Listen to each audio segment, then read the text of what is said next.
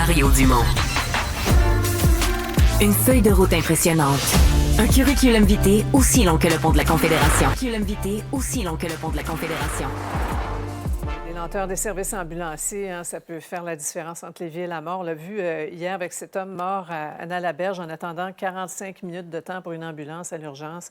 Or, le gouvernement du Québec va débourser près de 630 millions sur 5 ans pour améliorer le système préhospitalier d'urgence. On vise particulièrement les services offerts en région. On écoute le ministre Dubé. En région, la distance est plus longue. Hein? On s'entend que souvent, la distance est plus longue entre le patient et l'hôpital. Alors, il faut amener plus de premiers répondants mieux préparés pour être capable, justement, d'avoir un geste concret sur le patient pendant qu'on attend l'ambulance. Alors, réaction des paramédics qui disent on n'ajoute pas d'ambulance, on modifie les horaires, on va miser sur les cours de secourisme, installation de défibrillateurs. Paul, es-tu aussi abasourdi que les paramédics? Bien, c'est clair que je pense que les cas que l'on voit, et les longs délais là, qui s'allongent, il y a un problème. Il manque d'ambulances, mais il y a un problème aussi de fond, probablement duquel l'absence découle, c'est le coût du fonctionnement. C'est un drôle de système. C'est des systèmes privés, financés par le public, fortement syndiqués, où ça coûte les yeux de la tête pour mettre en circulation une seule ambulance. Le problème des régions, et je comprends le ministre, étant un gars de l'Abitibi, que voulez-vous, on doit composer avec les distances. Et c'est vrai, je me suis toujours demandé comment ça se fait qu'au Québec, ça ne soit pas obligatoire dans les écoles, au secondaire notamment, les cours de réanimation, par exemple, ou de première intervention. Et ça, je pense qu'il veut agir là-dessus. Je pense que c'est une bonne chose. Mario? Oui, bien en fait, il n'ajoute pas d'ambulance parce qu'il veut mieux utiliser celle qu'on a. Sa prétention, c'est que 85 des appels aux ambulances, des transports par ambulance ne sont pas des urgences. Il n'y a pas de question de vie ou de mort.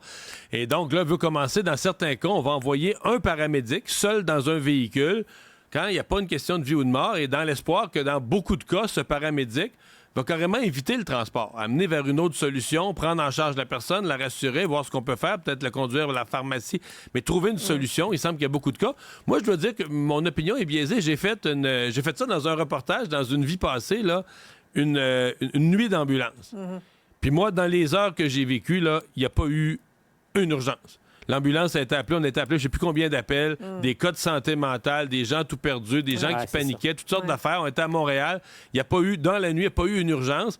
Et j'ai vécu aussi, là, quand on a transporté une personne à l'hôpital, 2 heures, 1h30, 2 heures d'attente, parce que là, à l'hôpital, le personnel était trop pressé pour faire la prise en charge. Donc, l'urgence perd son temps stationné à l'hôpital. Je pense qu'on peut faire mieux que les ambulances qu'on a. Est-ce qu'il faudra en rajouter un jour peut-être? Mais je pense qu'on peut faire mieux avec celles qu'on a. Ouais. J'ai vécu un peu la même expérience que toi il y a bien des années. Tu me rappelles des choses. Cela dit, Emmanuel, tu es une maman. Vous êtes tous les trois des parents. Vous connaissez la musique. Pour ou contre les devoirs? Et je vous fais une confession. J'ai toujours cru que les devoirs étaient à l'école, ce que les répétitions sont à l'orchestre, essentielles. Bien, ça fait débat. En Pologne, c'est fini. Promesse du nouveau gouvernement. Ils peuvent être source d'anxiété, accuser les disparités entre les élèves. Vous êtes de quel bord? Moi, je vais vous dire, ma fille a fait tout son primaire dans une école sans devoir. Je trouvais ça génial, parce que comme parent, là, on va se l'avouer, tu rentres à la maison, t'es fatigué, etc. T'es pas obligé de te taper, de faire la répétition, de la dictée, les verbes, tout le reste. Mais le gros problème de l'école sans devoir, c'est que comme parent, t'es complètement aveugle. T'as aucune idée de ce qui se passe à l'école. T'as pas de repère sur si ton enfant apprend pas, etc. Et je pense que c'est peut-être une extraordinaire solution, mais qui doit être intégrée. C'est comme si on essaie de prendre les méthodes de la Suède, où il n'y a pas de devoir, puis de les coller sur notre école québécoise. Je suis pas certaine, moi. Paul? Moi, avec les carences actuelles du système d'éducation, après la pandémie, après les débrayages à décembre, je trouve que c'est une question qui ne devrait pas se poser au Québec.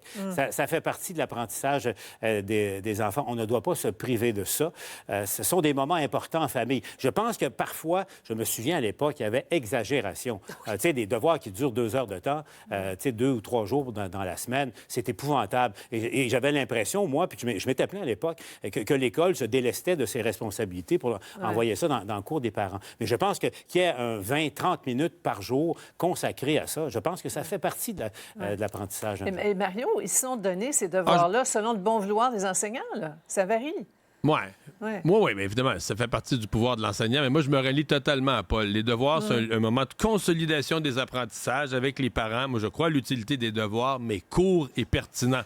Tu sais, je l'ai déjà vécu avec mes enfants. Là, quand tu reportes l'heure de coucher de tes enfants parce qu'il y a un bricolage de merde à faire puis ça finit plus de pas finir, Non, ça a plus d'allure. Un diorama! Non, mais ça écœure tout le monde. Ça écœure tout le monde. L'enfant aime plus ça. Tu sais, tout le monde vient fâché dans la maison. Ça, c'est total. Donc, des devoirs courts et pertinents, ça, je pense, c'est parfait. Mais le moment le plus gênant, c'est quand ton enfant est en 6e année puis tu n'es pas capable de l'aider en mathématiques ou en secondaire 1. Mais ça, c'est une autre Ça histoire. s'appelle Allo Prof maintenant. Ouais, bon, ça n'existait pas dans mon temps. C'est ça.